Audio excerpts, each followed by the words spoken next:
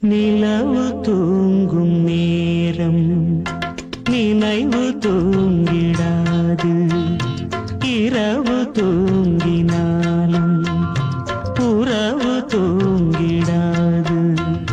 இது ஒரு தொடர்கதை, தினம் தினம் வளர்பிறை நிலவு தூங்கும் நேரம்.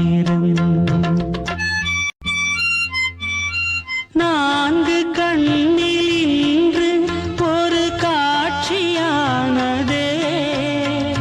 வானம் காற்று பூமி இவை சாட்சியானதே. நான் உன்னை பார்த்தது பூர்வ ஜன்ம பந்தம். நீண்ட நாள் நினைவிலே வாழும் இந்த சொந்தம்.